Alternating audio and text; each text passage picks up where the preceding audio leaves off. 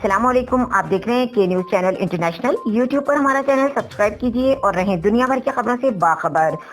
رخ کریں گے لاہور کا، جہاں سے رپورٹ کر رہے ہیں ہمارے نمائندے عرفان خان۔ قومی احتساب بیورو نیب لاہور نے چودھری برادران اہل خانہ کے خلاف مختلف انکوائریاں بند کرنے کے لیے احتساب عدالت سے رجوع کر لیا۔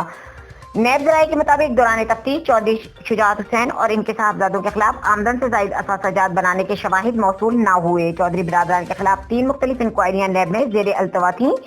چودھری شجاعت حسین پر بطور وفاقی وزیر آمدن سے زائد اثاثہ جات بنانے کا الزام تھا۔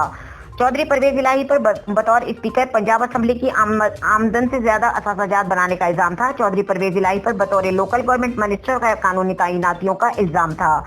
نیب لاہور نے تینوں انکوائریاں بند کرنے کے لیے احتساب عدالت میں 3 ریفرنس دائر کر دیے۔ نیب نے چودھری پرویز الہی، اہلیہ پرویز الہی، مونس الہی، راسخ الہی اور 2 خواتین کے خلاف انکوائری بند کرنے کی ریفرنس بھی احتساب عدالت میں دائر کر دی۔